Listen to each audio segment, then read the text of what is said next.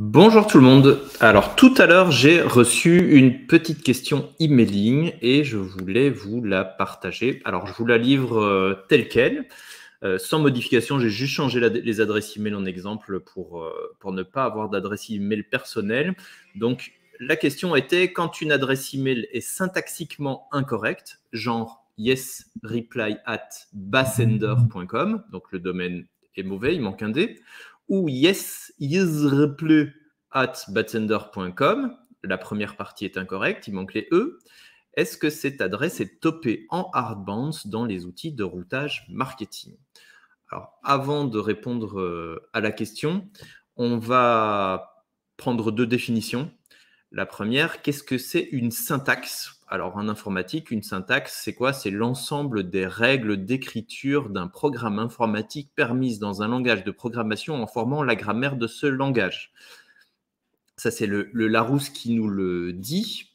Et je reviendrai sur la syntaxe dans un instant. Un hard bounce, c'est quoi? C'est une erreur qui est permanente lorsque vous tentez d'envoyer un message. Son pendant, c'est le soft bounce, qui est une erreur temporaire. Une erreur temporaire, ça veut dire que si vous réessayez plus tard, ça pourrait fonctionner, alors que sur le hard bounce, quand vous en recevez un, a priori, la prochaine fois, ça ne fonctionnera toujours pas. Pour revenir à notre idée de syntaxe, ici, on a une adresse email qui est la mienne. La syntaxe dans un email, c'est quoi? C'est d'avoir une première partie qui désigne le nom de l'utilisateur, qui va être séparée par un arrobase d'un nom de domaine qui, a priori, doit être valide, qui est ici batsender.com. Donc, si je reviens à ma question, est-ce qu'une adresse email est syntaxiquement incorrecte? Quand elle est syntaxiquement incorrecte, est-ce qu'elle est topée en hard bounds dans les outils de routage marketing? Du coup, ça dépend. Il y a plusieurs cas de figure qui peuvent nous intéresser. Le premier cas de figure, c'est celui où tout fonctionne bien. Donc, yesreply@batsender.com, c'est notre adresse email globale de contact. La syntaxe est correcte. Il y a un nom d'utilisateur, il y a un arrobase et il y a un nom de domaine qui est valide. Tout va bien. A priori, l'email sera délivré. Second exemple, yesreply@batsender.plouf. La syntaxe est OK. Par contre, le domaine n'existe pas et donc il n'y a pas d'utilisateur qui s'appelle yesreply sur ce domaine. Donc, on va se récupérer un hard bounce. Troisième exemple, kikoulol@batsender.com. La syntaxe, elle est OK. Le domaine, c'est bien batsender.com, mais par contre, cet utilisateur, il n'existe pas chez nous. Donc, vous allez avoir un hard bounce de type utilisateur inconnu ou inexistant. Le dernier exemple, c'est yesreply.batsender.com. On a tout faux.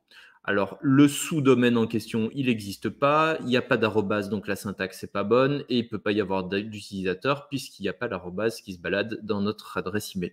La conclusion, c'est que là, de nouveau, on va arriver en hard bounce. Mais la question de base, c'était, il fait quoi mon routeur avec les adresses email syntaxiquement incorrectes?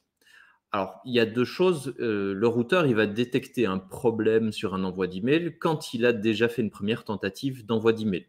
Ça, c'est une règle assez généraliste. Votre routeur va dire « Ah, cette adresse, je l'ai détectée comme étant mauvaise, donc la prochaine fois, je ne retente plus de l'envoyer, je vais la catégoriser comme étant hard bounce ».